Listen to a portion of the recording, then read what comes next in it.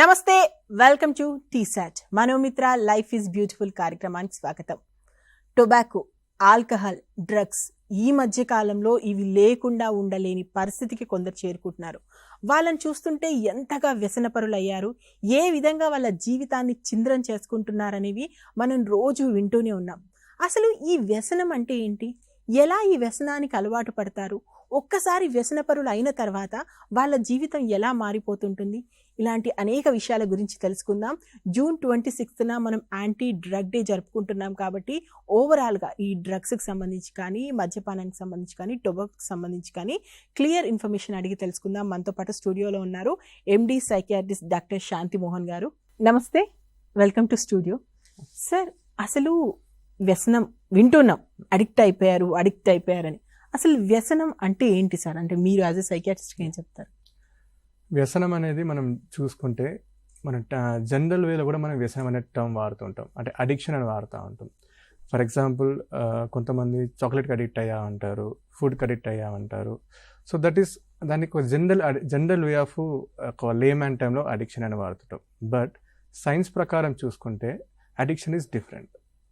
Okay, science ప్రకారంగా addiction అవ్వాలంటే ఏదైనా దానికి కొన్ని పదార్థాలకు మాత్రమే అడిక్షన్ అంటాం మనం. ఓకేనా, జనరల్గా యూజ్ చేసే వీటికి అన్నాం మనం. ఆ కొన్ని పదార్థాలు ఎందుకు అంటామంటే ఆ పదార్థాలు తీసుకోవడం వల్ల కొన్ని రకాల మెదడులో మార్పులు జరుగుతాయి, బాడీలో మార్పులు జరుగుతాయి, బిహేవియర్లో మార్పులు జరుగుతాయి. సో ఇలా కొన్ని మార్పులు జరిగే క్యారెక్టర్ ఉన్న లక్షణం ఉన్న పదార్థాలకు మాత్రమే అడిక్షన్ అని జరిగే అవకాశం ఉంటుంది. సో ఆ లక్షణాలు ఏందని చూసుకుంటే ముఖ్యంగా కొన్ని 6 లక్షణాలు ఉంటాయి.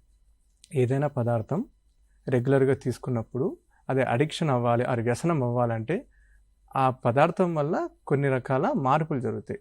ఆ ఆరు లక్షణాలు ఏందని చూసుకుంటే క్రేవింగ్ అంటాం. ఓకే, క్రేవింగ్ అంటే ఏంటంటే ఆ పదార్థం తీసుకుంటూ ఉన్నప్పుడు ఒక రకమైన తీసుకోవాలన్న కోరిక కలుగుతూ ఉంటుంది, అది రెగ్యులర్గా కలుగుతూ ఉంటుంది. సో దాన్ని క్రేవింగ్ అంటాం. అంటే ఆ సబ్స్టెన్స్, ఆ పదార్థం లేకపోతే వాళ్ళు ఉండలేకపోతారు. సో లోపల ఒక తెలియని తీసుకోవాలి అన్న ఒక రకమైన ఫోర్స్ అనేది ఏర్పడుతూ ఉంటుంది. సో దాంతోపాటు టాలరెన్స్ అనేది ఉంటుంది అన్నమాట. టాలరెన్స్ అని అంటాం, సెకండ్ లక్షణం.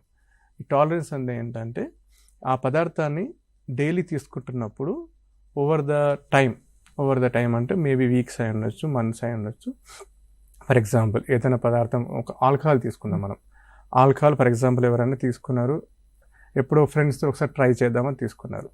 ఇనీషియల్గా మేబీ ఫ్రెండ్స్తో పాటు మేబీ ఒక గ్లాస్ తీసుకుంటున్నచ్చు. ఒక 1 year తర్వాత అట్లా రెగ్యులర్గా పార్టీస్ చేసుకుంటూ ఒక గ్లాస్ తీసుకున్న వ్యక్తికి ఒక గ్లాస్ తీసుకున్నప్పుడు ఇనీషియల్గా ఏదైతే ఆనందం ఏర్పడుతుందో ఆ 1 year తర్వాత ఆ ఒక గ్లాస్ తీసుకుంటే ఏర్పడదు, మేబీ 2 గ్లాసులు తీసుకోవాల్సి వస్తుండొచ్చు. ఓకే, సో అలాగే కంటిన్యూ అవుతున్న కొద్దీ 3 గ్లాసులు తీసుకోవాల్సి వస్తుండొచ్చు. దీన్ని టాలరెన్స్ అంటాం. ఓకే, సో ఆ పదార్థం రెగ్యులర్గా తీసుకోవడం వల్ల బాడీకి ఒక రకమైన టాలరెన్స్ ఏర్పడుతుంది. ఇది సెకండ్ లక్షణం. ఓకే, సో ఇలా తీసుకుంటున్నప్పుడు ఏమవుతుందంటే ఫ్రీక్వెన్సీ కూడా పెరుగుతూ ఉంటుంది. ఇనీషియల్గా మేబీ నెలకు ఒకసారి, 2 నెలలకు ఒకసారి తీసుకుంటూ ఉంటారు. బట్ ఓవర్ ద టైం ఏమవుతుందంటే ఫ్రీక్వెన్సీ కూడా పెరుగుతుంది, వారానికి ఒకసారి తీసుకోవడం. సో ఫ్రీక్వెంట్గా వారానికి 2 సార్లు తీసుకోవడం ఇలా జరుగుతూ ఉంటుంది. తీసుకుంటూ ఒక సైడ్ నుంచి క్రేవింగ్ పెరుగుతూ ఉంటుంది, ఇంకొక సైడ్ నుంచి టాలరెన్స్ కెపాసిటీ పెరుగుతూ ఉంటుంది. ఓవర్ ద ఇయర్స్ ఏమవుతుందంటే తీసుకోకపోవడం వల్ల బాడీలో కొన్ని రకమైన మార్పులు వస్తూ ఉంటాయి. ఓకే, దాన్ని విత్డ్రాల్ సిమ్టమ్స్ అంటారు. ఆ విత్డ్రాల్ సిమ్టమ్స్ అనేది ఒక్కొక్క పదార్థానికి బట్టి ఒక్కొక్క రకంగా ఉంటాయి. సో ఇది 3వ లక్షణం. So craving, tolerance, withdrawal symptoms, ఈ 3 అనేది ముఖ్య లక్షణాలు. ఇవి కాకుండా కూడా ఇంకొన్ని లక్షణాలు ఉంటాయి. ఆ పదార్థం తీసుకునేటప్పుడు కంట్రోల్ లేకపోవడం. ఫర్ ఎగ్జాంపుల్ ఏదైనా వ్యక్తి ఒక గ్లాస్ ఆల్కహాల్ తీసుకుందాం అనుకుంటారు ఫర్ ఎగ్జాంపుల్, లేదంటే ఒక క్వార్టర్ తీసుకుందాం అనుకుంటారు. ఓకే, ఓవర్ ద ఇయర్స్ అయితే ఏమవుతుందంటే క్వార్టర్ కాకుండా హాఫ్ తీసుకోగలుగుతారు. ఇప్పుడు ఎప్పుడన్నా తాగుదామని అనుకున్నప్పుడు ఒక క్వార్టర్ తాగుదామని వాళ్ళు అనుకొని కూర్చుంటారు. క్వార్టర్ అయిపోయినాక ఏమవుతుందంటే నాకు ఇంకా కావాలి అంటే ఇంకా కావాలంటే కంట్రోల్ చేయలేకపోవడం, ఆ క్వాంటిటీని కంట్రోల్ చేయలేకపోవడం.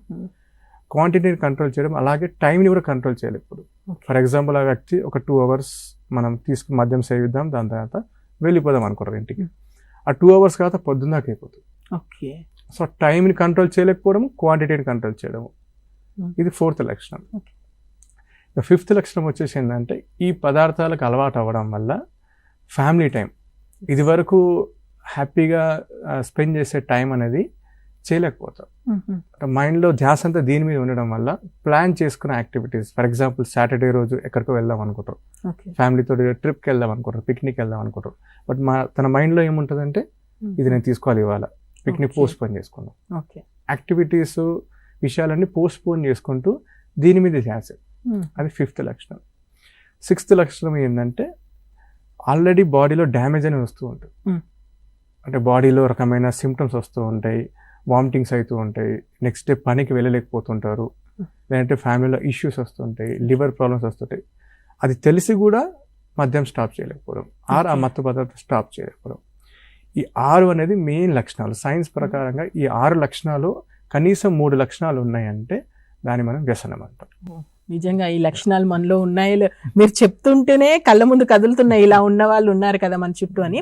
సరే, ఓవరాల్ గా యాజ్ ఎ సైకాట్రిస్ట్ గా మీరు ఈ వ్యసనాలు ఎన్ని రకాలంటే ఎలా డివైడ్ చేస్తారు? సో ఇప్పుడు నేను ఇదివరకు చెప్పినట్టుగా ఈ లక్షణాలు ఉండేటి అన్నిటికీ ఉండవు. ఓకే, నేను మీకు స్టార్టింగ్ లో చెప్పాను కదా, ఇప్పుడు ఏదైనా వ్యక్తి చాక్లెట్ తింటున్నారు, చాక్లెట్ అడిక్ట్ అయ్యామంటావా, చాక్లెట్కి ఈ లక్షణాలు ఉండవు. ఓకే, ఈ 6 లక్షణాలు ఉంటాయి ఉండవు. మనం ఫుడ్ తింటాం, ఫుడ్కి ఈ లక్షణాలు ఉండవు. ఓకే, సో కొన్ని పదార్థాలకు మాత్రమే ఈ లక్షణాలు ఉంటాయి. సో దాన్ని సైంటిఫిక్గా సైకో యాక్టివ్ సబ్స్టెన్సెస్ అంటాం. సో ఇవి దాదాపుగా 8 నుంచి 10 రకాలు ఉంటాయి. సో ఆ పదార్థాలు ఏంటంటే మనం దాన్ని క్లాసిఫై చేయాలి సైంటిఫిక్గా అంటే టొబాకోకి రిలేటెడ్ టొబాకో రిలేటెడ్ మత్తు పదార్థాలు. అందులో 2 రకాలు ఉంటాయి. ఒకటేమో స్మోకింగ్ టొబాకో అంటాం. స్మోకింగ్లో అంటే మన బీడీ, సిగరెట్ ఇవన్నీ ఉంటాయి కదా, దాన్ని స్మోకింగ్ టొబాకో అంటాం.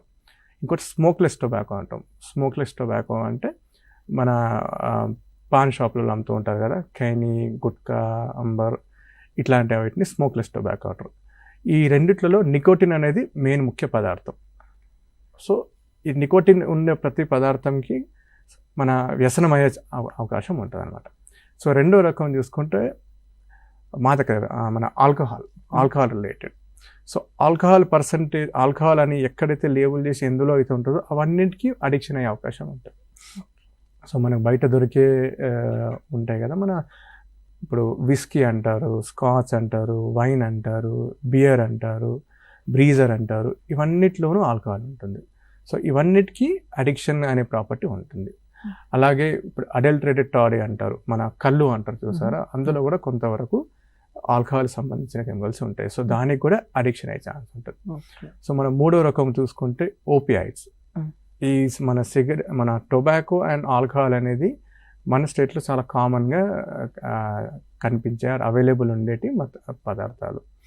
సో నెక్స్ట్ వచ్చేసి ఓపియాయిడ్స్ అనేది మన అనస్థీషియాలో ఇస్తారు. అనస్థీషియాలో మన నొప్పి తగ్గడానికి ఇచ్చే పదార్థాలు. సో ఇవి మెడికల్ పర్పస్ కోసం వాడుతూ ఉంటారు.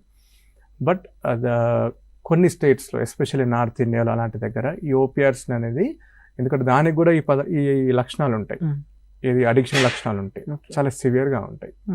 సో దాన్ని కూడా అడిక్షన్ కింద తీసుకుంటాం. సివియర్ అడిక్షన్ అనేది వస్తుంది ఓపియాయిడ్స్ వల్ల. మన ఓపియాయిడ్స్లో ఏమేమి వస్తాయంటే మార్ఫిన్ అనేది వస్తుంది, కొడీన్ అని వస్తుంది, రకరకాల ఓపియాయిడ్ డెరివేటివ్స్ అంటాం, అఫీమ్, దోడ్డా అనేది మన నార్త్ ఇండియాలో ఎక్కువగా అవైలబుల్ ఉంటాయి. సో దీనికి కూడా అడిక్షన్ కింద తీస్తాము. 4వ రకం వచ్చేసి కెనాబిస్. కెనాబిస్లో వచ్చేసి మనం రెగ్యులర్గా భాంగ్ అని వింటూ ఉంటాము. గాంజాయి మనం చెప్పాలంటే గంజాయి అనేది ఈ మధ్య చాలా ఎక్కువగా పేపర్లలో, న్యూస్లలో వస్తుంది. సో అది కూడా ఇవన్నిటిని డ్రగ్స్ అంటాం. ఓపియాయిడ్స్ నుంచి వచ్చే అవన్నిటిని డ్రగ్స్ కింద కన్సిడర్ చేస్తాం. సో నెక్స్ట్ వచ్చేసి మనకు కెఫీన్ కూడా ఒక రకమైన అడిక్షన్. కెఫీన్ మనం కాఫీ తాగుతారు కదా, కాఫీలో కూడా ఉండేది కెఫీన్ ఉంటుంది. దానికి కూడా ఈ అడిక్షన్ అనే ప్రాపర్టీస్ ఉంటాయి. సో తర్వాత మనం చూసుకుంటే నెక్స్ట్ హాలిసినోజన్స్ అంటాము. హాలిసినోజన్స్ అంటే మన ఎల్ఎస్డి ఇలాంటి MDM, LSD లాంటి ఎక్స్టసీ ఇస్తుంటాయి అన్నమాట హాలిసినోజన్స్ అంటే. అండ్ కీటమైన్ అని అంటాము. సో నెక్స్ట్లో చూసుకుంటే మనకు స్టిమ్యులెంట్స్ అంటాం. స్టిమ్యులెంట్స్ అనేటివి కూడా ఉంటాయి మనకి. MDMA ఇలాంటి అనేది స్టిమ్యులెంట్స్ కిందకి ఉంటాం. సో నెక్స్ట్ వచ్చేసి స్లీపింగ్ పిల్స్. సో ఈ మధ్య కొంతమంది చెప్తూ ఉంటారు స్లీపింగ్ పిల్స్ కూడా అడిక్షన్ అవుతుందా అంటే. ఎస్, డెఫినెట్గా స్లీపింగ్ పిల్స్కి కూడా ఈ ప్రాపర్టీ ఉంటుంది. సో అందుకే స్లీపింగ్ పిల్స్ అనేది ఒక సర్టిఫైడ్ డాక్టర్ ఇచ్చినప్పుడు మాత్రమే బయట ఇష్యూ చేయాలి. సో స్లీపింగ్ పిల్స్కి కూడా ఇటువంటి ప్రాపర్టీ ఉంటుంది. సో నేను ఇప్పుడు చెప్పిన ఇవన్నిటిని దాదాపు 8 to 10 వీటికి మాత్రమే వ్యసనమయ్యే ప్రాపర్టీస్ లక్షణాలు ఉంటాయి. సో ఓన్లీ దీనికి సంబంధించి మాత్రమే అడిక్షన్ అనేది సైన్స్ ప్రకారంగా అంటారు. ఓకే, శాంతిమోహన్ సార్, నాకు ఒక డౌట్ ఏంటంటే, ఇప్పుడు వ్యసనము ఒక వ్యాధిగా మనం పరిగణించవచ్చా? యాజ్ ఏ డాక్టర్ మీరు ఏమంటారు? డెఫినెట్గా వ్యసనం అనేది ఒక మానసిక జబ్బు, మానసిక వ్యాధి. సో ఎప్పుడైనా ఒక వ్యాధి అంటున్నామంటే, ఎస్పెషల్లీ మానసిక వ్యాధి అంటున్నామంటే, ఆ యొక్క వ్యసనం వల్ల మెదడులో కొన్ని కెమికల్ మార్పులు జరుగుతాయి. సో కెమికల్ వ్యాధి మార్పులు జరిగినప్పుడు బ్రెయిన్లో కొన్ని పర్టికులర్ ఏరియాస్లో క్రేవింగ్ సంబంధించి, విత్డ్రాల్ సంబంధించి, టాలరెన్స్ సంబంధించి కొన్ని మార్పులు జరుగుతాయి. ఎప్పుడైతే ఈ మార్పులు జరుగుతాయో దాన్ని మనం వ్యాధిగా పరిగణిస్తాం. ఓకే, ఇప్పుడు యాజ్ ఏ డాక్టర్ మీ దగ్గరికి చాలా మంది పేషెంట్స్ వస్తుంటారు, మీరు కూడా అందరినీ చూస్తున్నారు కాబట్టి చెప్పండి, అంటే ఎక్కువగా ఎలాంటి వ్యసనాలు మీరు చూస్తున్నారు, ఎందుకు వాళ్ళు ఆ వ్యసనాల బారిన పడుతున్నారంటే ఏం చెప్తారు? అంటే మనం మన స్టేట్లో చూసుకుంటే మనకు ఇప్పుడు మేము రెగ్యులర్గా చూసే ఎక్కువగా వ్యసనాలు మా దగ్గరకు వచ్చే వాళ్ళు మాత్రం ఆల్కహాల్ రిలేటెడ్ ఎక్కువ వస్తుంటారు, తర్వాత టొబాకో రిలేటెడ్గా ఎక్కువ వస్తుంటారు. ఓకే, సో వీళ్ళు రావడానికి కారణం అంటే చాలా కారణాలు ఉంటాయి. ఈ మానసిక జబ్బులన్నిటి రావడానికి చాలా కారణాలు ఉంటాయి. సో అది మనము ఫర్ ఎగ్జాంపుల్ ఆల్కహాల్, టొబాకో చూసుకుంటే అవైలబిలిటీ, ఫస్ట్ థింగ్ ఏంటంటే అవైలబిలిటీ అండ్ యాక్సెసిబిలిటీ. మన సొసైటీలో చూసుకుంటే ఇప్పుడు ఆల్కహాల్ అవైలబిలిటీ చాలా కామన్గా అవైలబుల్ ఉంటుంది. జస్ట్ మనకు కొన్ని రెస్ట్రిక్షన్స్ ఏంటంటే 21 ఎబో ఉంటే తీసుకోవాలన్నట్టు ఉంటుంది. బట్ ఈజీగా మన రోడ్స్ పైన అవైలబిలిటీ ఎక్కడ పడితే అక్కడ ఉంటుంది మనకు. అలాగే టొబాకో కూడా అంతే, మనకు లైసెన్స్ ఉంటుంది కాబట్టి వాళ్ళు పాన్ షాప్లలో ఎక్కడ పడితే అక్కడ అవైలబిలిటీ. సో ఫస్ట్ థింగ్ ఏంటంటే అవైలబిలిటీ, యాక్సెసిబిలిటీ, ఈ రెండు ఉంటుంది. సెకండ్ ఏంటంటే కల్చర్, మన కల్చర్లో ఎలా ఉంది, మన వాళ్ళ అట్మాస్ఫియర్ ఎలా ఉంది, వాళ్ళు పెరిగే వాతావరణం ఎలా ఉంది, పేరెంటింగ్ ఎలా ఉంది, ఫ్రెండ్స్ ఎలా ఉన్నారు, పియర్ ప్రెషర్ ఎలా ఉంది, సో అండ్ వాళ్ళ ఒక మనస్తత్వం ఎలాంటిది, వాళ్ళకున్న పేరెంటింగ్ ఎలా ఉంది, లేదంటే వాళ్ళు ఏమైనా స్ట్రెస్లో ఉన్నారా, ఇవన్నీ ఇలా చాలా ఫ్యాక్టర్స్ ఉంటాయి. ఈ ఫ్యాక్టర్స్ వల్ల వాళ్ళకు ఇలాంటి వ్యసనాలకు అయ్యే అవకాశం ఉంటుంది. ఓకే, అంటే సాధారణంగా ఎలాంటి వాళ్ళు వ్యసనాల బారిన పడతారు అంటే వాళ్ళ మానసిక పరిస్థితి కానీ వాళ్ళ చుట్టూ ఉన్న పరిస్థితుల అంటే ఎలాంటి పర్సన్స్ ఎక్కువగా వ్యసనాల బారిన పడే అవకాశం ఉందంటే ఏమంటారు? సో వ్యసనం అని చూసుకుంటే నార్మల్గా ఇప్పుడు మన యుక్త వయసు అంటే మన ఒక 12 to 20, దెన్ 20 to 30, ఓకే, ఈ ఏజ్ గ్రూప్లో ఉన్న వాళ్ళకి ఎస్పెషల్లీ 12 to 20 అనే ఏజ్ గ్రూప్లో ఎనర్జీ లెవెల్స్ ఎక్కువ ఉంటాయి, ఉత్సాహం ఎక్కువ ఉంటుంది, ఎక్స్ప్లోర్ చేయాలి, కొత్త విషయాలు తెలుసుకోవాలి, కొత్త ప్రపంచం అంటే బయట జరిగే విషయాలు అన్నీ తెలుసుకోవాలి. అది మంచి చెడు అనేది ఆలోచించే ఏజ్ ఉండదు. సో ఆ ఏజ్ గ్రూప్ ఉన్న వాళ్ళకి కొంచెం ఎక్కువ ఛాన్స్ ఉంటాయి. అంటే ఏదైనా ఫర్ ఎగ్జాంపుల్ ఏదైనా వాళ్ళ ఫ్రెండ్ వచ్చేసి అరే ఇది తీసుకుంటే కొంచెం ఉత్సాహం ఎక్కువ ఉంటుంది, ఎనర్జీ ఎక్కువ ఉంటుంది, మనకున్న టెన్షన్ తగ్గిపోతుంది అని ఎవరైనా చెప్పారనుకోండి, అది మంచి చెడు అని ఆలోచించే శక్తి కొంచెం మిగతా ఏజ్ వాళ్ళతో పోసుకొని కొంచెం తక్కువ ఉంటుంది. సో ఆయన ఉత్సాహం ఎక్కువ ఉంటుంది, ఏదైనా కొత్తది ట్రై చేయాలి. సో అలాంటి వాళ్ళకి ఇలా ఎవరైనా ఫ్రెండ్ చెప్పినప్పుడు వాళ్ళు ఈజీగా దానికోసం అట్రాక్ట్ అయ్యే ఛాన్స్ ఉంటుంది. సో ఇదొక ఫ్యాక్టర్. సెకండ్ మనం తీసుకుంటే ఇందాక నేను చెప్పినట్టు వాళ్ళకున్న స్ట్రెస్ లెవెల్స్, వాళ్ళకున్న కండిషన్స్, పియర్ ప్రెషర్ అని ఇందాక నేను చెప్పాను కదా. సో పేరెంటింగ్ ఎలా ఉంది, స్ట్రిక్ట్గా ఉన్నారా లేదంటే మరీ రిలాక్స్డ్గా వదిలేస్తున్నారా, అండ్ వాళ్ళ స్టడీ అట్మాస్ఫియర్ ఎలా ఉంది, ఫ్రెండ్ అట్మాస్ఫియర్ ఎలా ఉంది, సో వాళ్ళకు ఫర్ ఎగ్జాంపుల్ వాళ్ళు ఉండే ఏరియాలో అవైలబుల్ ఈజీగా ఉంది. సో అలాంటి వాళ్ళకు ఎక్కువ ఛాన్స్ ఉంటుంది. ఇక్కడ వాళ్ళు ఫ్రీక్వెంట్గా ఆ రూట్లో వెళ్తూ ఉంటారు, వాళ్ళు చూస్తూ ఉంటారు. సో ఆ అట్మాస్ఫియర్ ఇవన్నీ చాలా ఇంపార్టెంట్. ఓకే, అంటే సార్ ఇప్పుడు ఒకరు అడిక్ట్ అయిపోయారు అనుకోండి, ఒక పర్సన్ ఏదో ఒక వ్యసనం బారిన పడిన తర్వాత అది వాళ్ళ మానసిక పరిస్థితుల మీద ఏ విధమైన ప్రభావం చూపిస్తుంది, ఎట్ ద సేమ్ టైమ్ ఫిజికల్గా ఎలా ఉంటారు సార్ వాళ్ళు అసలు? సో నేను స్టార్టింగ్లో చెప్పినట్టు ప్రతి ఒక్క పదార్థానికి, ప్రతి ఒక్క సబ్స్టెన్స్కి అటు ఆ డెఫినేషన్లో చెప్పాం కదా మనము 6 రకాల లక్షణాలు ఉంటాయని చెప్పాం కదా. అందులో విత్డ్రాల్ సిమ్టమ్స్ అనేది ఏదైతే ఉందో అది శరీరం మీద చూపిస్తుంది, విత్డ్రాల్ సిమ్టమ్స్ అనేది. సో అది ఒక్కొక్క పదార్థాన్ని బట్టి వాళ్ళకి ఆ విత్డ్రాల్ సిమ్టమ్స్ అనేది వస్తుంది. ఓకే. అలాగే ఇప్పుడు మీరు శారీరకంగా ఏమేమి లక్షణాలు రావచ్చు, ఏమేమి కాన్సిక్వెన్సెస్ రావచ్చు అని అంటున్నారు కదా. ఫర్ ఎగ్జాంపుల్ మనం టొబాకో రిలేటెడ్ తీసుకున్నాం అనుకోండి. టొబాకోలో మనం స్మోకింగ్ తీసుకున్నాం. ఇప్పుడు మనం స్మోకింగ్ ప్యాకెట్ మీద రాసి ఉంటుంది, smoking is injurious to health. So మనం స్మోకింగ్ తీసుకున్న ఫామ్, మనం స్మోక్ చేస్తున్నప్పుడు మనము ఇట్లా నోటి నుంచి ముక్కు నుంచి తీసుకుంటే లోపల మన లంగ్స్ వరకు అది ఎక్కడి నుంచి అయితే వెళ్తుందో ఆ ప్రతి ప్లేస్లో డ్యామేజ్ జరిగే అవకాశం ఉంది. సో స్మోకింగ్ తీసుకుంటే మనకు శారీరకంగా తీసుకుంటే క్యాన్సర్లు, ఇన్ఫెక్షన్స్, ఆస్తమా, సిఓపిడి ఇట్లాంటివి వచ్చే ఛాన్స్ ఉంటాయి.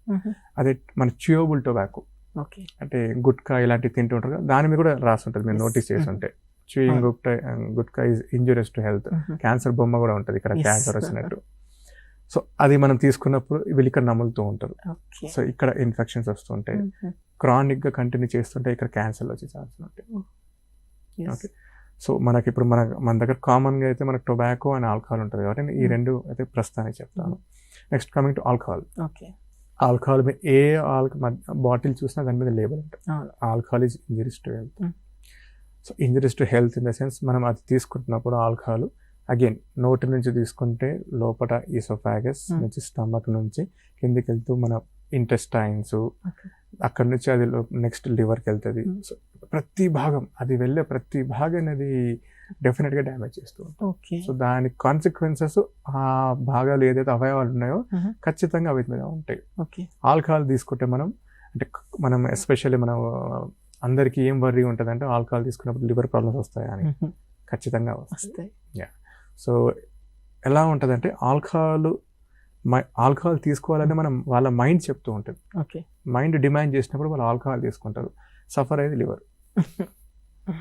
లివర్ డెఫినెట్గా సఫర్ అవుతుంది. లివర్తో పాటు ప్యాంక్రస్ సఫర్ అవుతుంది, స్ప్లీన్ సఫర్ అవుతుంది, ఇంటెస్టైన్స్, ఆల్కహాల్ వల్ల క్యాన్సర్ రావడము, రకరకాల డెఫినెట్గా శారీరక అవయవాలు డ్యామేజ్ అయితే ఖచ్చితంగా జరుగుతుంది. ఓకే.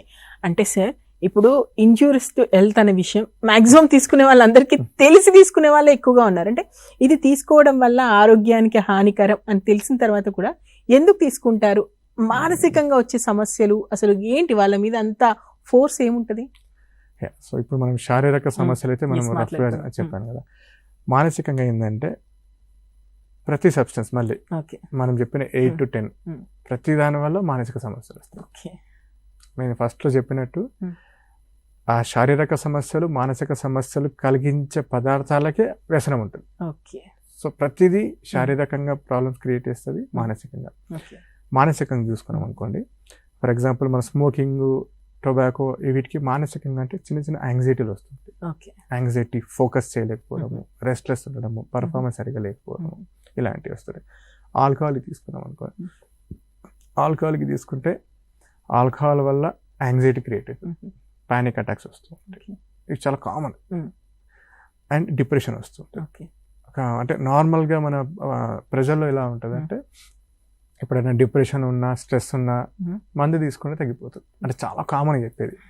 ఇది యాక్చువల్లీ రివర్స్. మందు తీసుకోవడం వల్ల యాంగ్జైటీ పెరుగుతుంది, మందు తీసుకోవడం వల్ల డిప్రెషన్ పెరుగుతుంది, మందు తీసుకోవడం వల్ల పానిక్ అటాక్స్ వస్తూ ఉంటాయి. సో ఇట్లా మానసికంగా ఆల్కహాల్ వల్ల ఈ జబ్బులు వస్తుంటాయి. ఆల్కహాల్ ఇండ్యూస్డ్ యాంగ్జైటీ అంటాం, ఆల్కహాల్ ఇండ్యూస్డ్ డిప్రెషన్ అంటాం. అండ్ కొంతమందిలో alcohol induce schizophrenia, alcohol bipolar disorder అన్న తీవ్రమైన మానసిక జబ్బులు కూడా వస్తుంటాయి. సో ఈ రెండు మన ఇక్కడ మోస్ట్ కామన్ మన దగ్గర ఉంటాయి చెప్తున్నారు. బట్ నెక్స్ట్ చూసుకుంటే డ్రగ్స్ తీసుకుంటే కెనాబిస్, మన ఓపియాయిడ్స్, వీటి వల్ల కూడా మానసిక జబ్బులు ఎక్కువ వస్తూ ఉంటాయి. అండ్ సివియర్ జబ్బులు వస్తుంటాయి. కెనాబిస్ వల్ల స్కిజోఫ్రెనియా, బైపోలార్ అనేది చాలా ఎక్కువగా వస్తుంటాయి. స్కిజోఫ్రెనియా ఎస్పెషల్లీ కెనాబిస్ వల్ల. అండ్ ఇదే పాయింట్ నేను ఒకటి చెప్పదలుచుకున్నాను. ఇప్పుడు మన సొసైటీలు చూసుకుంటే గవర్నమెంట్ మనకు కొన్నిటి మీద రెస్ట్రిక్షన్ ఉంటుంది, కొన్ని అసలు కంప్లీట్ బ్యాన్ ఉంటుంది. దీనికి కూడా ఒక రీజన్ ఉంటుంది.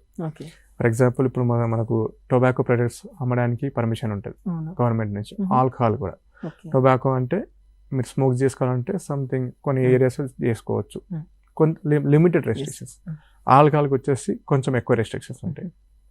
మీరు తీసుకున్నా కానీ 30 కన్నా ఎక్కువ తీసుకున్నాను కూడా మన డ్రంక్ అండ్ డ్రైవింగ్ లో ఉంటుంది కదా, 30 దాటిందంటే పట్టేసుకుంటారు. అంతవరకు ఉంటుంది. అండ్ అవుట్ సైడ్ ఆల్కహాల్ అనేది తీసుకోకూడదు అన్నమాట. ఓకే. అదే మన కెనాబిస్ డ్రగ్స్ వచ్చేసి కంప్లీట్లీ బ్యాన్ ఉంటాయి. అవును.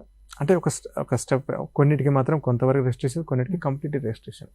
ఈ రెస్ట్రిక్షన్స్ ఎందుకు ఉంటాయంటే పాలసీ మేకర్స్ సైడ్ నుంచి చూస్తే ఈ శారీరక మానసిక డ్యామేజ్ ఏదైతే చేస్తుందో, ఎస్పెషల్లీ మానసికగా అవును, ఈ డ్యామేజ్ ఈ డ్రగ్స్కి, కెనాబిస్, ఓపియాయిడ్స్, హాలిసినోజన్స్కి, ఈ మన స్టిమ్యులెంట్స్కి, వీటికి చాలా సివియర్గా ఉంటుంది. ఓకే, చాలా సివియర్గా ఉంటుంది. ఫర్ ఎగ్జాంపుల్ ఏదైనా వ్యక్తి ఎవరైనా కెనాబిస్ తీసుకుంటున్నారు, లేదంటే హాలిసినోజన్స్ తీసుకుంటున్నారు, పార్టీస్, రేవ్ పార్టీస్ అని అవుతున్నాయి కదా, అందులో ఇలాంటివి నార్మల్గా జరుగుతూ ఉంటాయి. కొకేన్ లాంటివి తీసుకుంటూ ఉంటారు. వీటి వల్ల సైకలాజికల్ డిస్టర్బ్ చాలా సివియర్గా ఉంటాయి. ఎంత సివియర్గా ఉంటాయంటే వాళ్ళని మర్చిపోతారు. ఓకే. అండ్ ఇన్హిబిషన్స్ జీరో వచ్చేస్తాయి. అంటే కంట్రోల్, అంటే మన బయట జరుగుతున్న ప్రపంచంలో జరుగుతున్న దాని మీద ఒక కంట్రోల్ అనేది లేకుండా, ఇన్హిబిషన్స్ లేనప్పుడు వాళ్ళ ప్రవర్తన మొత్తం మారిపోయే ఛాన్స్ ఉంటుంది. రెక్లెస్ డ్రైవింగ్ అయిపోతూ ఉంటుంది. వీళ్ళు తీసుకుని బయటకు వచ్చారంటే డ్రైవింగ్ మీద కంట్రోల్ ఉండదు, మాట మీద కంట్రోల్ ఉండదు. సో దానివల్ల గొడవలు, లీగల్ కాన్సిక్వెన్సెస్, దానివల్ల అసాల్ట్స్ అవుతూ ఉంటాయి, క్రిమినల్ యాక్టివిటీస్ పెరిగిపోతుంటాయి. ఎస్పెషల్లీ ఈ డ్రగ్స్ నుంచి, కెనాబిస్ నుంచి తీసుకుంటే. సో ఇవి తీసుకోవడం వల్ల సైకలాజికల్గా జరిగే పరిణామాలు చాలా ఎక్కువ. అందుకే వీటిని కంప్లీట్లీ బ్యాన్. ఓకే. ఈవెన్ వాళ్ళ దగ్గర ఆ సబ్స్టెన్స్ ఉన్నట్టు వాళ్ళు తీసుకోకుండా కానీ వాళ్ళని పట్టేసుకుంటారు. ఎందుకంటే consequences are very severe. Alcohol వల్ల లిమిటెడ్గా తీసుకొని, మీరు ఇంట్లో ఉంటున్నారంటే it's okay, it's up to you. కానీ ఆల్కహాల్ ఎక్కువ తీసుకుని బయటకు వచ్చారు, 30 దాటిందంటే మళ్ళీ ఆల్కహాల్ వల్ల కూడా ఈ డ్యామేజ్ ఉంటుంది. డ్రైవింగ్లో కోఆర్డినేషన్ ఉండదు, మళ్ళీ మళ్ళీ గొడవలు అవ్వడం ఇవన్నీ ఉంటాయి. సో అందుకే ఆల్కహాల్ లిమిట్. కెనాబిస్కి డిఫరెంట్, మన స్మోకింగ్కి డిఫరెంట్. సో దీని పరిణామాలు అనేది ఒక్కొక్క పదార్థానికి డిఫరెంట్గా ఉంటాయి. సివియర్ ఉన్న వీటికి కంప్లీట్లీ బ్యాన్, మైల్డ్గా ఉన్న వీటికి కొంతవరకు రెస్ట్రిక్షన్స్, దాని ప్రకారంగానే ఉంటుంది. సరే, అసలు ఈ అలవాటు అనేది ఎక్కువగా ఎలా మొదలయ్యే అవకాశం ఉంది అసలు? నేను ఇందాక చెప్పినట్టు కొన్ని ఫ్యాక్టర్స్ ఇందాక మనం డిస్కస్ చేసాం. ఆ ఫ్యాక్టర్స్ ఉంటూ ఎస్పెషల్లీ ఈ టీనేజ్లో ఎక్కువ ప్రెషర్ ఎక్కువ అయిపోయినా కానీ, స్టడీస్ రూపంలో ఉండొచ్చు, ఫ్యామిలీ రూపంలో ఉండొచ్చు, ప్రెషర్ ఎక్కువైనా ఆ ప్రెషర్ హ్యాండిల్ చేయలేక అందులోంచి ఒక కైండ్ ఆఫ్ రిలీఫ్ కావాలనుకోవడం, అదొక కారణమై ఉండొచ్చు. పియర్ ప్రెషర్ చాలా కామన్గా చూసేది. ఈ మధ్య మేము స్కూల్స్ కూడా వెళ్తుంటాం మన కౌన్సిలింగ్ చేయడానికి, దీని గురించి అవేర్నెస్ క్రియేట్ చేయడానికి. అక్కడ సర్ప్రైజింగ్లీ ప్రిన్సిపల్ టీచర్స్ చెప్తున్నారు, సార్ మా పిల్లల్లో కొంతమంది వీటికి అలవాటు పడుతున్నారు. వాళ్ళ అలవాటు పడుతూ పక్క వాళ్ళని కూడా ప్రేరేపిస్తున్నారు. సో ఇట్లా పియర్ ప్రెషర్ అందరని కాదు, కొంతమంది. ఎలా సాధ్యమవుతుంది ఇవన్నీ అంటే వాళ్ళకి దొరుకుతున్నాయి సార్. ఇప్పుడు స్కూల్ బయటే 2-3 గల్లీలు బయట వాళ్ళకి దొరుకుతున్నాయి. ప్రిన్సిపల్కి తెలుసు, ఆ పిల్లలు ఎవరైతే ఒకరికి అలవాటు ఉందో వాళ్ళు మిగతా వాళ్ళని ప్రేరేపిస్తున్నారు, నువ్వు కూడా ఒకసారి ట్రై చేయి, బాగుంటుంది, ఈ స్ట్రెస్, మీ ఇంట్లో స్ట్రెస్ ఇవన్నీ పోవడానికి హెల్ప్ అవుతుంది. ఆ వ్యక్తి ఏం చేస్తాడో, ఆ పిల్లడు ఏం చేస్తాడో ఒకసారి ట్రై చేస్తాడు. ఇక్కడ ట్రై చేసినప్పుడు ఏమవుతుందంటే, ఎప్పుడైతే ఈ పదార్థాన్ని ట్రై చేసినప్పుడు ఒక కైండ్ ఆఫ్ పాజిటివ్ రీఇన్ఫోర్స్ అవుతుంది. పాజిటివ్ రీఇన్ఫోర్స్ అంటే అది ట్రై చేసినప్పుడు బ్రెయిన్లో డోపమిన్ అనే ఒక కెమికల్ రిలీజ్ అవుతుంది. డోపమిన్ అనేది ఏంటంటే షార్ట్ టైంలో ఇచ్చే మంచి అనుభూతి, ఎగ్జైట్మెంట్, దాని డోపమిన్ వల్ల వస్తుంది. ఈ పదార్థాలకు డోపమిన్ రిలీజ్ చేసే ప్రాపర్టీ ఉంటుంది. సో ఇది తీసుకోగానే షార్ట్ టైం, మేబీ ఒక 10 minutes, half an hour, dopamine ఒక్కసారి రిలీజ్ అయినప్పుడు ఆ మనిషి యొక్క మానసిక స్థితి మొత్తం, ఆ స్ట్రెస్ అంతా వెళ్ళిపోయి ఒక కైండ్ ఆఫ్ హ్యాపీనెస్ ఫీల్ అయిపోతుంది. అది హ్యాపీనెస్ ఫీల్ అయినప్పుడు ఏమవుతుందంటే రివార్డ్ సిస్టమ్ అని ఉంటుంది ఇంకోటి. ఆ రివార్డ్ సిస్టము ఈ హ్యాపీనెస్ని క్యాచ్ చేస్తుంది. నువ్వు ఇది తీసుకోవడం వల్ల హ్యాపీగా ఉన్నావు ఇవాళ, అది హాఫ్ అన్ అవర్ 1 hour ఉంటుంది, కానీ ఆ రివార్డ్ని అంటే పాజిటివ్గా క్యాచ్ చేస్తుంది. అదొక మెమరీలో క్రియేట్ అవుతుంది. సో నెక్స్ట్ టైం నుంచి ఎప్పుడైనా స్ట్రెస్ ఉన్నప్పుడు, ఏదైనా ఎవరో ఇంట్లో తిట్టారు ఏదో ఉన్నప్పుడు, అది ఆల్రెడీ బ్రెయిన్లో ఫీడ్ అయింది కాబట్టి ఫస్ట్ అది క్లిక్ అవుతుంది. ఇది తగ్గాలంటే అప్పుడు నా తీసుకునే తగ్గింది, నేను హ్యాపీ ఫీల్ అయ్యాను. సో వాడికి తెలియకుండా అటు సైడ్ లాగుతూ ఉంటుంది ఇనీషియల్ స్టేజెస్లో. అందులో ఈ పియర్ ప్రెషరు, ఫ్రెండ్స్ అవైలబిలిటీ ఉన్నప్పుడు వాడు మళ్ళీ తీసుకునే ప్రయత్నం చేస్తూ ఉంటాడు. అది ఓవర్ ద టైం ఇందా స్టార్టింగ్ చెప్పిన ఫ్రీక్వెన్సీ పెరుగుతూ ఉంటుంది, దానికి ఉన్న ప్రాపర్టీ వల్ల టాలరెన్స్ పెరుగుతూ ఉంటుంది, తీసుకోకపోవడం వల్ల విత్డ్రాల్ సిమ్టమ్స్ వస్తూ ఉంటాయి. సో తెలియకుండా వ్యసనంలోకి వెళ్ళిపోతూ ఉంటారు. సో ఇది మోస్ట్ కామన్ జరిగేది. ఒక సర్కిల్లో ఇరుక్కుపోతారు. ఎగ్జాక్ట్లీ, మీరు చెప్పారు కాబట్టి నేను చెప్తున్నాను. సో నేను నార్మల్ పేషెంట్స్ చెప్తూ ఉంటాము, ఒకసారి వ్యసనం స్టార్ట్ అయిందంటే ఒక తీసుకుంటున్న కొద్దీ క్రేవింగ్ పెరుగుతూ ఉంటుంది, టాలరెన్స్ పెరుగుతూ ఉంటుంది. సడన్గా స్టాప్ చేస్తే విత్డ్రాల్స్ వస్తూ ఉంటాయి, అంటే బాడీలో రకమైన లక్షణాలు వస్తుంటాయి. విత్డ్రాల్స్ పోవాలంటే మళ్ళీ తీసుకోవాలి, తీసుకున్న కొద్దీ మళ్ళీ టాలరెన్స్ పెరుగుతుంది, తీసుకోకపోతే మళ్ళీ విత్డ్రాల్స్ వస్తాయి. సో ఒక లూప్లో ఇరుక్కుంటుంటారు. సో దీన్ని మేము పేషెంట్స్కి ఏం చెప్తుంటే ఒక ఊబిలో ఇరుక్కున్నట్టు. ఊబిలో ఇరుక్కుంటే ఎలా ఉంటుంది, స్లోగా కిందికి వెళ్తూనే ఉంటాడు, వెళ్ళిపోతూనే ఉంటాడు. సో వ్యసనం కూడా అంతే, ఒక ట్రాప్లో వెళ్ళిపోయారంటే వెళ్తూనే ఉంటాడు ఇంకా. సార్ ఇప్పుడు మీరు అన్న దాంట్లో యూత్ ఎక్కువగా ఆకర్షితులు అవుతున్నారు కాబట్టి చూసే వాళ్ళలో పేరెంట్స్ కూడా ఉన్నారు. సో వాళ్ళకి చెప్పండి, ఎలా ఐడెంటిఫై చేయమంటారు? వాళ్ళ పిల్లలు వ్యసనం వైపుగా వెళ్ళొచ్చు లేదా స్టార్టింగ్ స్టేజ్లో ఉండొచ్చు, ఒక కన్ను వేసించాలంటే ఏం చేయాలి? ఎస్పెషల్లీ యూత్ చూసుకుంటే, సో ఇప్పుడు ఈ పదార్థాల్లో స్టార్టింగ్ స్టేజ్లలో తీసుకుంటున్నట్టుగా అంటే మనకు కొన్ని మనకు లక్షణాలు కనిపిస్తూ ఉంటాయి. ఒకటి ఏంటంటే త్వరగా కోపపడడం, మన ఓపిక తగ్గడం, ప్రతి చిన్నదానికి చిరాకు పడడం, ఇది ఫస్ట్ లక్షణం. ఇలాంటి లక్షణాలు వస్తున్నాయంటే ఏదో ఒక రకమైన మార్పుతో వస్తుంది వీళ్ళు. సెకండ్ ఏంటంటే నిద్ర, స్లీప్ డిస్టర్బ్ అవుతూ ఉంటుంది. ఇవి తీసుకుంటున్నప్పుడు, ఈ పదార్థాలు తీసుకున్నప్పుడు స్లీప్ అనేది డిస్టర్బ్ అవుతూ ఉంటుంది. ఎస్పెషల్లీ ఆల్కహాల్ నుంచి కెనాబిస్, డ్రగ్స్ ఇవి తీసుకున్నప్పుడు స్లీప్ అనేది డిస్టర్బ్ అవుతూ ఉంటుంది. డిస్టర్బ్ అవుతూ ఫ్రీక్వెంట్గా రిలేషన్షిప్లో డిస్టర్బెన్సెస్, పేరెంట్స్తో గొడవ పడడము, ఫ్రెండ్స్తో సరిగా లేకపోవడము, ఓకేనా, అండ్ కాన్సన్ట్రేషన్ ఇష్యూస్ రావడం, సరిగా ఫోకస్ చేయలేకపోవడం, ఓకేనా.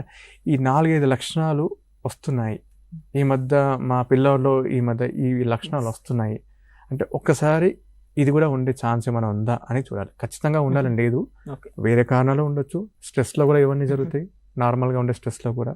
బట్ ఈ మధ్య ఏమన్నా సడన్గా హైపర్ అవుతున్నాడు, బాగా కోపడుతున్నాడు, అరిచేస్తున్నాడు, ఇదివరకు ఇలా చేసేవారు కాదు, ఈ మధ్య కొంచెం టెన్స్డ్గా ఉంటున్నాడు, సరిగా మాట్లాడట్లేదు, భయపడుతూ ఉంటున్నాడు, ఫ్రెండ్స్ తోటి ఎక్కువ వెళ్తున్నాడు కానీ చెప్పట్లేదు. సో ఇట్లాంటిది ఏదైనా సస్పిషియస్ కొన్ని తెలిసిపోతుంది. ఇలా ఉన్నప్పుడు డెఫినెట్గా ఒక క్వశ్చన్ అడగాలి, మనం పిల్లల్ని అడగాలి, ఇలాంటి ఏమైనా జరుగుతుందా ఈ మధ్య, ఏమైనా ఫ్రెండ్స్ తోటి వెళ్తున్నామా అడిగితే చెప్తారు వాళ్ళు, చాలా వరకు చెప్తారు. ఓకే సార్, ఇప్పుడు ఇంట్లో ఒక వ్యక్తి వ్యసనపరుడై ఉన్నాడు అనుకోండి, దాని ప్రభావం మిగిలిన వాళ్ళ మీద ఎలా ఉంటుందంటే ఏం చెప్తారు? సో ఇప్పుడు మిగతా జబ్బులు తీసుకుంటే, ఫర్ ఎగ్జాంపుల్ శారీరక జబ్బులు ఏదైతే ఉంటాయో, ఇప్పుడు ఎవరికైనా ఫీవర్ వచ్చింది, కోల్డ్ వచ్చింది, కఫ్ వచ్చింది, అది అంతవరకే ఉంటుంది. మానసిక జబ్బులు తీసుకుంటే, అందులో ఎస్పెషల్ అడిక్షన్ తీసుకుంటే, ఆ వ్యక్తితో పాటు ఫ్యామిలీ మొత్తం డిస్టర్బ్ చేస్తుంది. ఓకే, ఎలా అంటే మనం స్టార్టింగ్లో చెప్పుకున్నట్టు ఆ అడిక్షన్ ఆర్ వ్యసనం ఉన్న వాళ్ళలో ఫస్ట్ థింగ్ ఏంటంటే వాళ్ళు తీసుకునే టైం పెరుగుతూ ఉంటుంది. ఓకే, వాళ్ళు హాఫ్ అన్ అవర్ అనుకుంటారు, హాఫ్ అన్ అవర్ నుంచి 1 hour 2 hours 3 hours అలా పెరుగుతూ ఉంటుంది. పెరుగుతూ ఉండడం వల్ల ఫస్ట్ వాళ్ళ క్వాలిటీ టైం అనేది ఫ్యామిలీ నుంచి మిస్ అవుతూ ఉంటుంది, అది ఫ్యామిలీ సఫర్ అవుతూ ఉంటుంది. సెకండ్ థింగ్ ఏంటంటే ఇది తీసుకున్నప్పుడు వాళ్ళకు ఒక కైండ్ ఆఫ్ డిసినిబిషన్ వస్తుంది, అంటే కంట్రోల్. నార్మల్గా మాట్లాడే ఇప్పుడు మనకు ప్రతి దాంట్లో కంట్రోల్ ఉంటుంది. మన ఇంట్లో ఉన్న పిల్లలతో మాట్లాడాలన్నా, ఫ్రెండ్స్తో మాట్లాడాలన్నా ఒక కంట్రోల్గా మనం ఒక బ్యాలెన్స్గా మాట్లాడతాం. ఆ బ్యాలెన్స్ మిస్ అవుతుంది. మిస్ అయినప్పుడు వాళ్ళు ఫర్ ఎగ్జాంపుల్ ఆ టైంలో వాళ్ళు కొంచెం చిరాకు అనే ఫేస్లో ఉన్నారనుకోండి, ఈ మత్తు పదార్థాలు తీసుకోవడం వల్ల చిరాకు ఎగ్జాగరేట్ అవుతుంది, డబుల్ అవుతుంది. సో వాళ్ళు ఇంకా ఎక్స్ట్రీమ్ చిరాకు రావడం, దానివల్ల గొడవలు అవ్వడము, సో దానివల్ల ఫ్యామిలీతోటి గొడవలు, ఫ్రెండ్స్తో గొడవలు, జాబ్లలో గొడవలు అవ్వడము, ప్రతి విషయంలో ఇది చేస్తూనే ఉంటుంది. సో ఈ పదార్థాల వల్ల ఆ ఒక్క పర్సనే కాకుండా ఫ్యామిలీ, వాళ్ళ సర్కిల్ అన్ని డిస్టర్బ్ అవుతుంది. ఓకే సార్, ఇంకొక డౌట్ ఏంటంటే ఈ అడిక్షన్కి ఏజ్తో సంబంధం ఏమైనా ఉంటుందా? అంటే ఈ ఏజ్ వాళ్ళు ఎక్కువ అడిక్షన్స్ ఉంటారు, ఈ ఏజ్ తక్కువ, అట్లా అంటే ఇంతమంది మీరు యూత్ గురించి చెప్పారు కానీ ఇంకా యూత్లో నార్మల్గా అయితే 12 to 30, ఓకే, ఈ ఏజ్ గ్రూప్లో మాత్రం చాలా ఎక్కువగా అయ్యే ఛాన్సులు ఉంటాయి. 30 తర్వాత కూడా ఆల్కహాల్ లాంటివి అయ్యే ఛాన్సులు ఉంటాయి, ఎస్పెషల్ ఆల్కహాల్. అంటే it depends on other factors. Stressful conditions ఎక్కువైతూ ఉన్నాయి, వాళ్ళు కోపప్ చేయలేకపోతున్నారు, అలాంటప్పుడు friend circle, bad friend circle వస్తుంది. అలాంటప్పుడు 30+ కూడా రావచ్చు, 40s కూడా రావచ్చు. బట్ నార్మల్గా ఎక్కువ చూసేది మాత్రం 12 to 30. ఓకే. జెండర్ ఏమన్నా ఉంటుందా? జెండర్ని బట్టి ఏమన్నా? జెండర్ అంటే మనకు అవైలబిలిటీ, యాక్సెసిబిలిటీ బట్టి అండ్ మన కల్చర్లో ఉండే దాన్ని బట్టి. ఓకే. బట్ అదర్వైజ్ జెండర్ అనేది అంటే కొంచెం మేల్ ప్రిడామినెన్స్ అనేది ఎక్కువగా ఉంటుంది.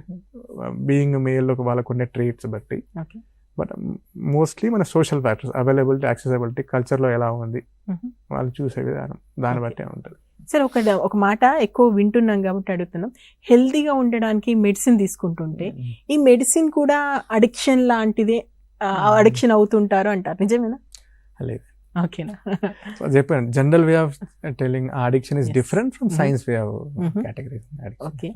సరే, ఇప్పుడు యూత్ గురించి మనం మాట్లాడుకుంటున్నాం కాబట్టి యాజ్ ఏ సైకాట్రిస్ట్ మీరు చాలా మందిని చూస్తున్నారు, సొసైటీని చూస్తున్నారు కాబట్టి యూత్ వ్యసనాల బారిన పడకుండా ఉండాలంటే అసలు ఏం చేయాలి? ఏం చేస్తే వాళ్ళని ఆ ఏజ్ లో కంట్రోల్ చేయగలుగుతాం? Good question and tough question, ఎందుకంటే కాంప్లికేటెడ్ ఆల్సో. యూత్లో చూసుకుంటే ఆ ఏజ్ గ్రూప్లో నా ప్రకారం నాకున్న దాన్ని బట్టి మాత్రం గైడెన్స్ అనేది చాలా ఇంపార్టెంట్. ఆ గైడెన్స్ ఎవరి రూపంలో వచ్చినా పర్లేదు. ఇప్పుడు మన యూత్లో ఉన్న వాళ్ళకి గైడెన్స్ రూపంలో ఎవరు ఉంటారు? పేరెంట్స్, టీచర్స్ అండ్ ఫ్రెండ్స్ కొంతవరకు. సో ఎవరైతే ఆ యూత్ గ్రూప్లో, ఫర్ ఎగ్జాంపుల్ ఒక ఇంటర్ అబ్బాయి ఉన్నాడు, ఇంటర్ చదువుతున్నప్పుడు సో ఆయన బయటికి వెళ్తూ ఉంటాడు. ఇంట్లో నుంచి స్టార్ట్ చేస్తే బయట కాలేజ్కి వెళ్ళడము, ఫ్రెండ్స్తో వెళ్ళడము, ఇంటికి వచ్చి సో ప్రతి విషయంలో తను చాలా మందికి ఎక్స్పోజ్ అవుతూ ఉంటాడు. సో ఎక్స్పోజ్ ఉన్నప్పుడు ప్రతి దగ్గర వీటికి ఆస్కారం ఉంటుంది. ఒకసారి బయటికి వెళ్ళాలంటే ఇప్పుడు బయటికి కూడా అవసరం లేదు, మొబైల్లో చూసుకోవచ్చు. మొబైల్లో ప్రతి ఇలాంటి వీటి గురించి మొబైల్లో కూడా ఉంటుంది, ఎక్కడ దొరుకుతుంది ఏంది అన్నట్టుగా. సో ప్రతి విషయంలో మనకు ఇలాంటి వీటికి పడడానికి ఆస్కారం ఎక్కువే ఉంది. సో ఇంట్లో ఉండే పేరెంట్స్ నుంచి, టీచర్స్ నుంచి, ఫ్రెండ్స్ నుంచి వాళ్ళందరూ వాళ్ళకున్న నాలెడ్జ్ ప్రకారం వాళ్ళు ఖచ్చితంగా కొంతవరకు గైడెన్స్ ఇచ్చి ప్రివెంట్ చేయగలం. అది ఎలా సాధ్యం అంటే, ఇంటర్ కాకుండా ముందు మనం స్కూల్ లైఫ్లో చూసుకుంటే, ఇప్పుడు ఎందుకంటే స్కూళ్ళలో కూడా స్టార్ట్ అవుతున్నాయి. Teachers must educate children. Ignore చేయొద్దు. ప్రతి టీచర్కి తెలుసు, ప్రతి స్కూల్లో టీచర్స్కి, ప్రిన్సిపల్స్కి అందరికీ తెలుసు. ఈ వ్యసనాల గురించి స్కూల్ పిల్లలకి చెప్పాలి. చెప్పకపోతే వాళ్ళకి తెలియదు. పిల్లలకి ఎలా ఉంటుంది అంటే, ఆ స్ట్రెస్ పోవడానికి ఎవరో ఏదో ఇస్తే తీసుకుందామని ఉంటుంది తప్ప దాని కాన్సిక్వెన్సెస్ ఏంది, సైకలాజికల్ కాన్సిక్వెన్సెస్ ఏంది, బాడీ కాన్సిక్వెన్సెస్ ఏంది, అడిక్షన్ అంటే ఏంది మనకు తెలియదు. అది చెప్పాల్సిన బాధ్యత ఎవరుంటే వాళ్ళు, పేరెంట్స్ ఉంటే పేరెంట్స్, టీచర్స్ ఖచ్చితంగా వీటి గురించి అవగాహన క్రియేట్ చేయాల్సింది.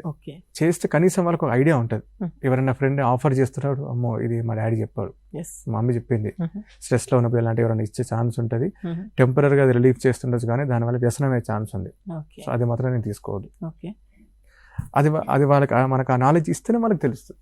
ఇవ్వకుండా ఫ్రెండ్ చెప్పారు కాబట్టి తీసుకున్నా, నాకు బాగానే ఉంది, నేను రిలీఫ్ అయిపోయాను, అంతవరకే ఉంటుంది. కానీ అది వ్యసనం అవుతున్న విషయం నాకు తెలియదు, ఐడియా తెలియదు. సో ఆ నాలెడ్జ్ క్రియేట్ చేయాలి. సరే, ఇంకొకటి ఏంటంటే ఈ రోజుల్లో పిల్లలు తమకు అన్నీ తెలుసు అని, అంటే ఆ ఏజ్ నుంచి మనం వచ్చిన వాళ్ళమే కాబట్టి మనకు తెలుసు ఆ ఏజ్ లో ఆలోచన తీరు ఎలా ఉంటుంది. సో ఇప్పుడు పేరెంట్స్ గురించి మాట్లాడుకుందాం. పేరెంట్ ఎలా డీల్ చేయమంటారు సార్? వాళ్ళకి ఏదైనా ప్రాసెస్ చెప్తారా? ఎలా డీల్ చేయాలా పిల్లల్ని వ్యసనాల బరి పడకుండా ఉండాలంటే మాట్లాడే తీరు కానీ? ఫర్ ఎగ్జాంపుల్ అసలు తీసుకోవట్లేదు పిల్లలు అన్నప్పుడు పేరెంట్స్ ఎడ్యుకేషన్, నాలెడ్జ్ క్రియేట్ చేయడం అనేది దట్స్ మోస్ట్ ఇంపార్టెంట్.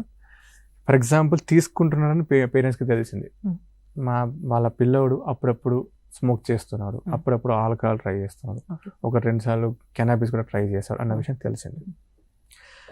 అలాంటప్పుడు మరీ స్ట్రిక్ట్గా తిట్టడం అలాంటివి చేయకూడదు. ఎందుకంటే అలా తిట్టడం వల్ల వాళ్ళకి ఒక నెగిటివ్ ఒపీనియన్ వచ్చే ఛాన్స్ ఉంటుంది. అప్పుడు వాడు తెలియకుండా తీసుకుందామని చూస్తాడు తప్ప కానీ తీసుకోదని ఆలోచించాడు. ఓకే, సో అలా ఎవరైనా తీసుకుంటున్నారో తెలిస్తే వాళ్ళకు కంఫర్టబుల్గా ప్రశాంతంగా కూర్చోబెట్టి ఎడ్యుకేట్ చేయాలి. ఈ వయసులో ఎప్పుడన్నా ఒక్కొక్కసారి అలా జరగవచ్చు, బికాస్ ఆఫ్ XYZ రీజన్స్ మనం చెప్పినట్టు.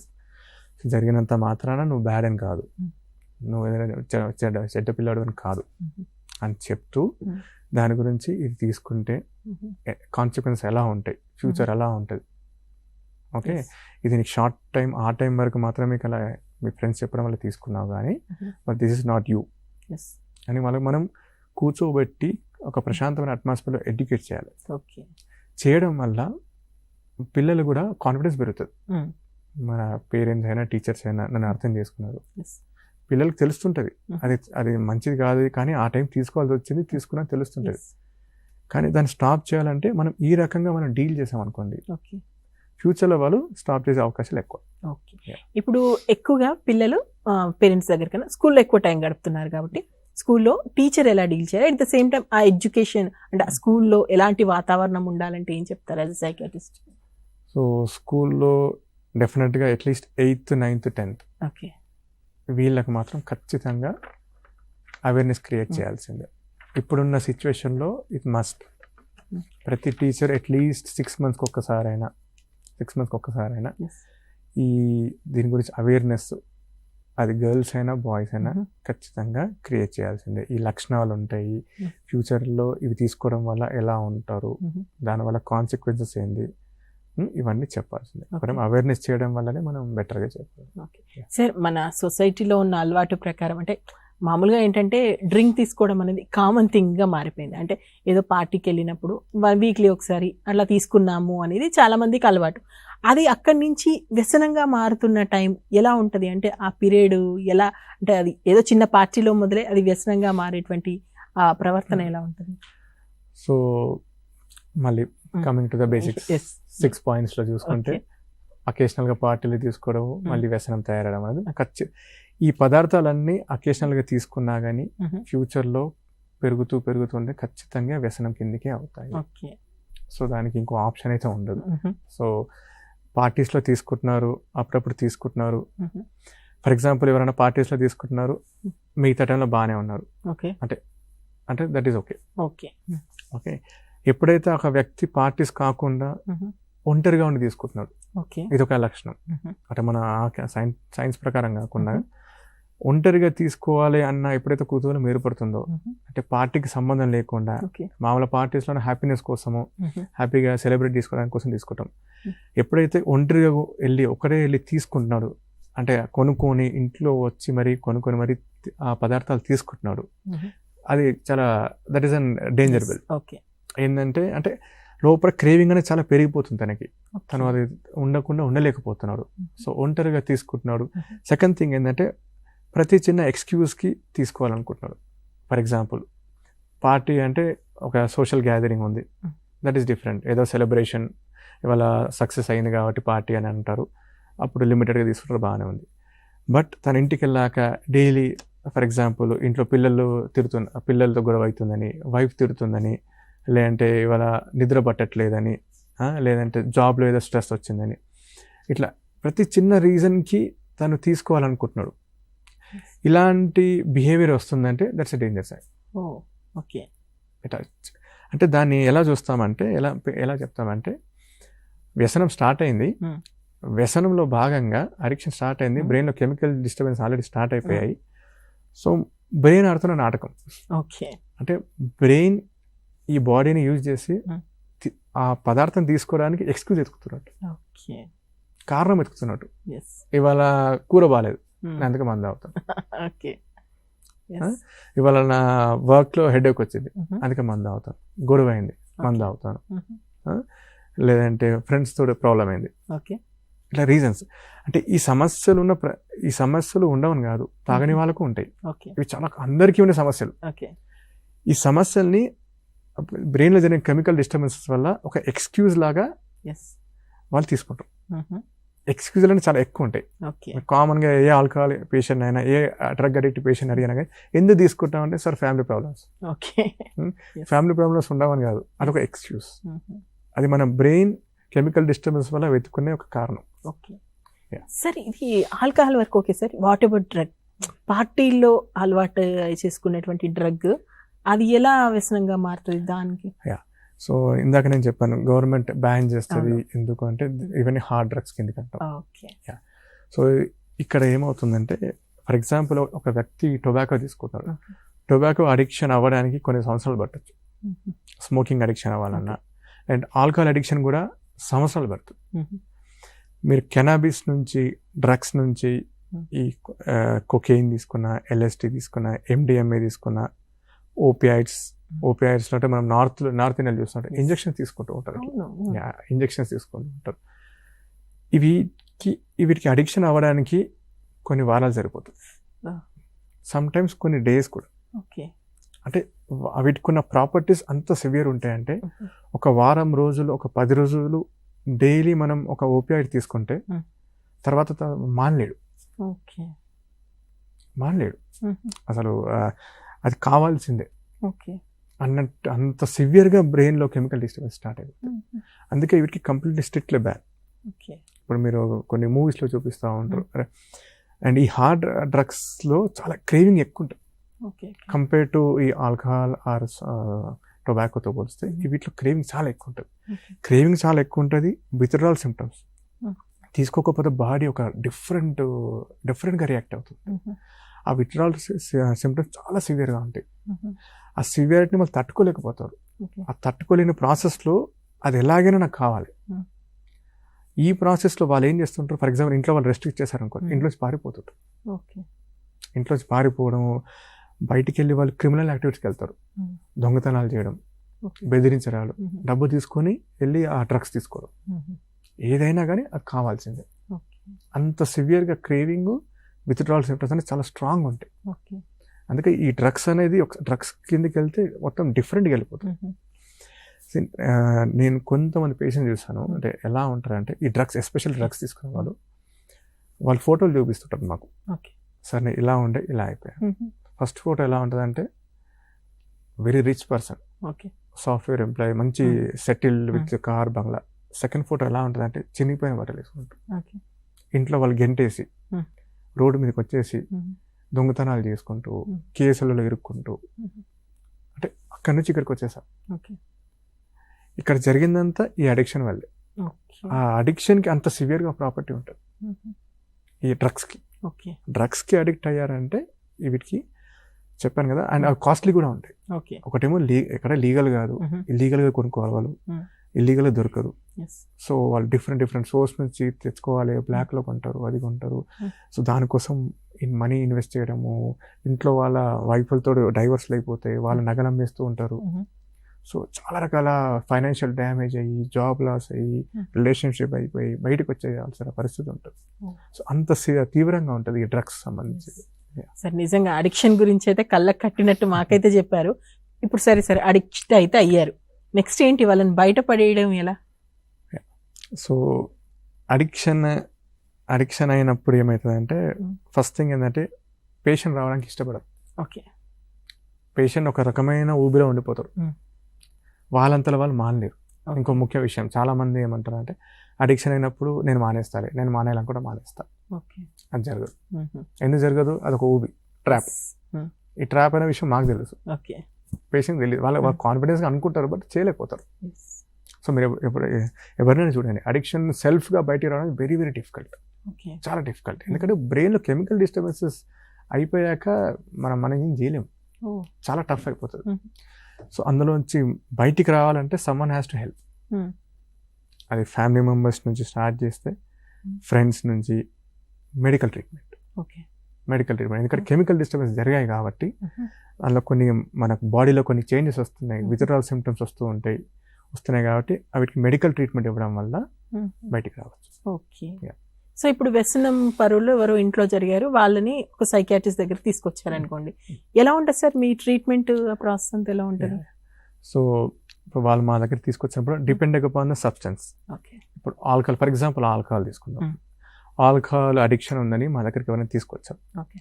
సో ఆల్కహాల్ అడిక్షన్ వాళ్ళు అంటే తీసుకొచ్చారు అనుకోండి, పేషెంట్స్ ఎందుకు వస్తారంటే విత్డ్రాల్ సిమ్టమ్స్ ఉన్నాయని వస్తారు. ఆల్కహాల్లో విత్డ్రాల్ సిమ్టమ్స్ ఎలా ఉంటాయంటే తీసుకోకపోతే షివరింగ్ అవుతుంది, బాడీ అంతా వణుకొచ్చేస్తూ ఉంటుంది, స్వెట్టింగ్స్ వస్తూ ఉంటాయి, హార్ట్ బీట్ పెరిగిపోతుంది, బీపీ పెరిగిపోతుంది.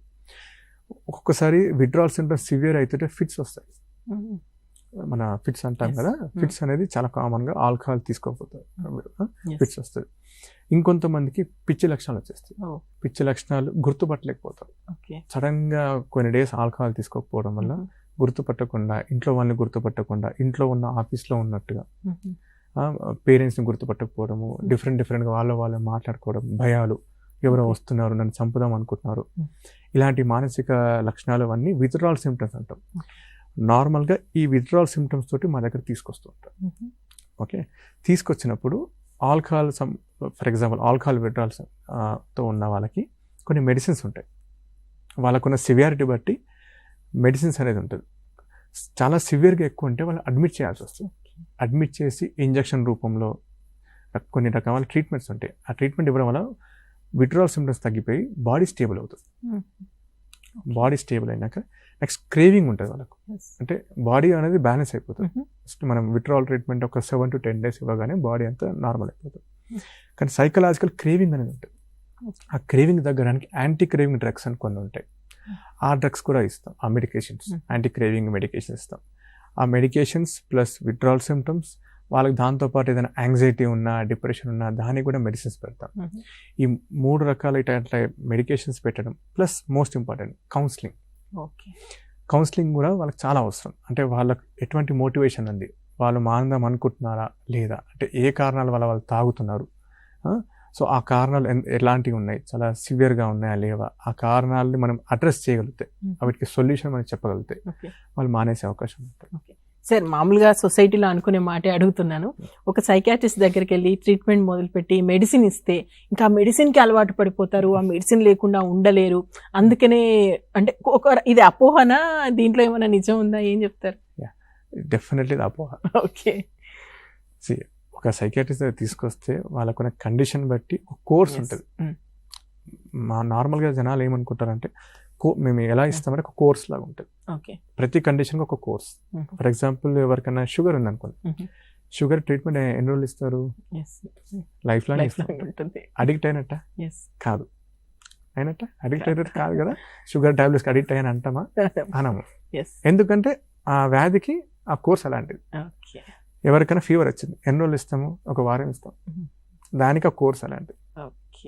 ఎవరికైనా టీబీ వచ్చింది, ఎన్ని రోజులు ఇస్తాము? 9 months ఇస్తాం. దాని కోర్స్ అలాంటిది. సో మానసిక జబ్బులు బ్రెయిన్లో జరిగే కెమికల్ డిస్టర్బెన్స్ వల్ల వస్తాయి కాబట్టి దానికి ఒక కోర్స్ ఇవ్వాల్సి వస్తుంది. ఆ కోర్స్ అనేది వ్యాధి మీద డిపెండెంట్. అడిక్షన్కి అయితే నార్మల్గా 6 to 9 months ఆర్ ఒక్కొక్కసారి 12 months ఇస్తాం. సో ఆ కోర్స్ కంటిన్యూ చేయాలి. చేయడం వల్లే బ్రెయిన్లో జరిగిన కెమికల్ మార్పులు ఏదైతే ఉన్నాయో వీటిని మనం నార్మల్ చేయగలుగుతాం. దాన్ని జనాలు డిఫరెంట్గా అనుకుంటారు. సో అడిక్ట్ అవుతున్నాయి టాబ్లెట్స్ అనుకోరు, బట్ అది అపోహ.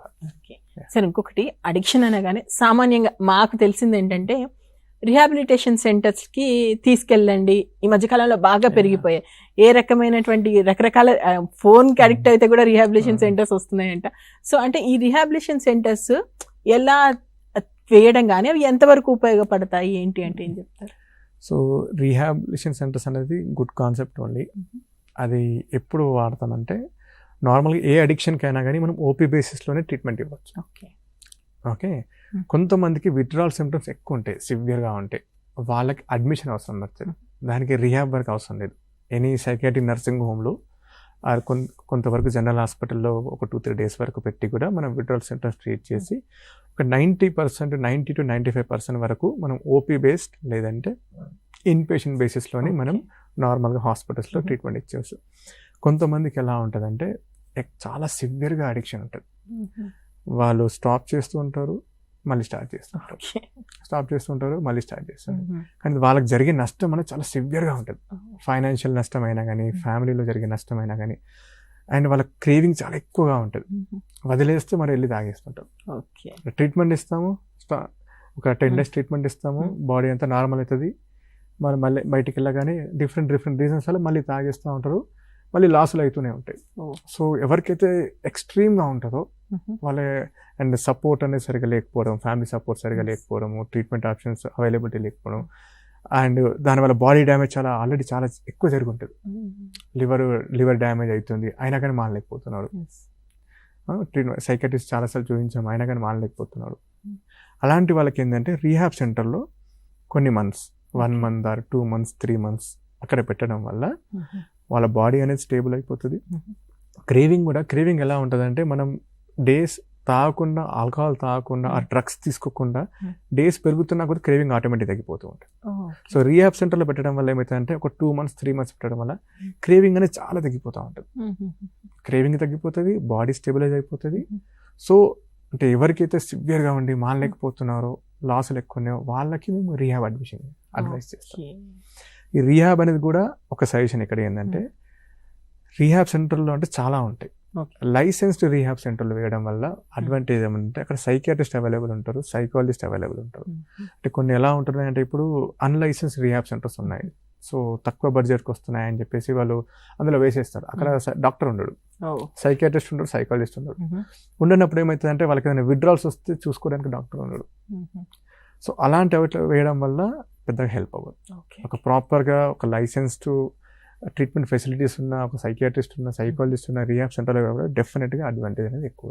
ఓకే సార్, యాజ్ ఎ సైకాట్రిస్ట్గా ఇలాంటి అడిక్షన్ అయినటువంటి పేషెంట్స్ని ట్రీట్మెంట్ చేసేటప్పుడు మీరు బేసిక్గా అంటే ఎలాంటి ప్రాబ్లమ్స్ మీరు ఫేస్ చేస్తుంటారు? అంటే పాలసీ మేకర్స్కి సంబంధించి ఏమన్నా సలహాలు ఇస్తారా?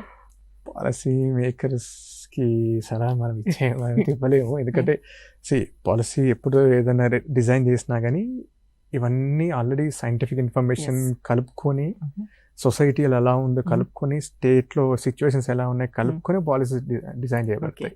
అది ప్రాపర్గా ఇంప్లిమెంట్ అవుతున్నాయా లేదా దట్ ఈస్ డిఫరెంట్. మరి పాలసీస్ యూజువల్ అయితే బాగానే ఉంటాయి. సో మేము ఫేస్ చేసేదని మీరు అడిగారు కదా, యాజ్ అ సైకియాట్రిస్ట్గా నార్మల్గా ఏం చేస్తుంటామంటే ఈ అడిక్షన్ అయిన పేషెంట్స్ మా దగ్గర రావడానికి చాలా టైం పడుతుంది. ఓకే, ఎంత అంటే ఎలా అంటే ఫర్ ఎగ్జాంపుల్ ఒక పేషెంట్కి ట్రీట్మెంట్ ఇప్పిద్దాము అనే ఆలోచన వచ్చింది ఫ్యామిలీ మెంబర్స్కో లేదంటే పేషెంట్కు. ఎక్కడికి వెళ్ళాలి తెలియదు, ఇది సైకియాట్రిక్ ప్రాబ్లం అనే విషయం తెలియదు. సో వాళ్ళు ఏం చేస్తారు, డిఫరెంట్ వాళ్ళకి తెలిసిన దగ్గరికి తీసుకెళ్తా ఉంటారు. కొంతమంది ఊర్లలో అయితే మీరు వినే ఉంటారు, గుళ్ళకి మన సమ్ రిలీజియస్ ప్రాక్టీసెస్ దగ్గరికి తీసుకెళ్ళడము, అక్కడ చైన్స్తో కట్టేస్తుంటారు, డిఫరెంట్గా వింటూ ఉంటారు. అక్కడ చాలా ఇన్వెస్ట్ చేస్తారు, చాలా డబ్బులు వేస్ట్ చేస్తారు తెలియక. సో అక్కడికి వెళ్తారు, అక్కడ నుంచి ఏదో వేరే డాక్టర్ దగ్గరికి వెళ్తారు, సమ్ అన్రిలేటెడ్ డాక్టర్ దగ్గరికి వెళ్తారు. అక్కడ వాళ్ళు ఇప్పుడు ఎలా ఉందంటే ఫర్ ఎగ్జాంపుల్ ప్రైవేట్ ఏ డాక్టర్ పేషెంట్ వదులుకోడు. సో డిఫరెంట్ దగ్గర వెళ్ళడము, అక్కడ టైం వేస్ట్ అవ్వడము, మనీ వేస్ట్ అవ్వడం. అక్కడ నుంచి మళ్ళీ ఇట్లా చాలా టైం పడుతుంది. ఒక సైకియాట్రిస్ట్ దగ్గరికి ఒక సైకియాట్రిక్ పేషెంట్ రావడానికి టైం పడుతుంది, సైకియాట్రిక్ పేషెంట్ సైకియాట్రిస్ట్ దగ్గర రావడానికి టైం పడుతుంది. Just purely because of lack of awareness. Okay సరే, ఇట్లాంటి రకరకాల సిగ్మాలు అయితే ఉన్నాయి. అంటే ఇవన్నీ దాటుకొని మీ దగ్గరికి రావడానికి ఇప్పుడు ఒక పర్సన్ బంధువులో లేదంటే పేరెంట్స్ మీ దగ్గరికి తీసుకురావడానికి మీరేమైనా ఐడియాలు ఇస్తారా వాళ్ళని తీసుకొచ్చే ప్రాసెస్ గురించి? ఓకే, సో నా సైడ్ నుంచి నేను ఐడియా ఇవ్వాలంటే ఫస్ట్ ఏంటంటే అవేర్నెస్ అనేది బెటర్ ఉండాలి.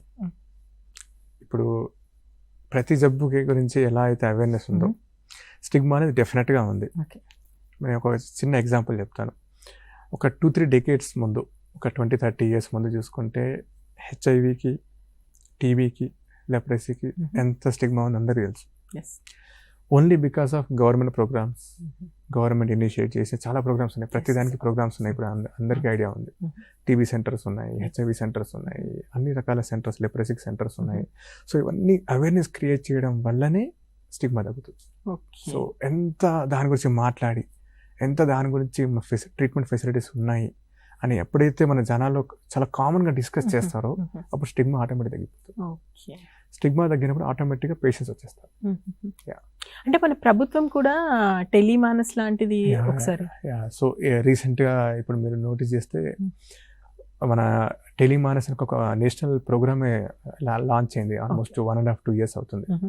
దాని ద్వారా ఎవ్రీ స్టేట్లో, ఎవ్రీ డిస్ట్రిక్ట్లో ఎక్కడైనా సైకలాజికల్ డిస్టర్బెన్సెస్ ఉన్నా, అది అడిక్షన్ అయి ఉండొచ్చు, డ్రగ్స్ అయి ఉండొచ్చు, హార్డ్ డ్రగ్స్ అయి ఉండొచ్చు, లేదంటే వేరే ఏదైనా మానసిక సమస్యలు ఉన్నా కానీ టెలిమానస్ హెల్ప్ లైన్ నెంబర్ 14416 అనేది 24/7 రన్ అయ్యే ఒక గవర్నమెంట్ ఇనిషియేటివ్ నంబర్.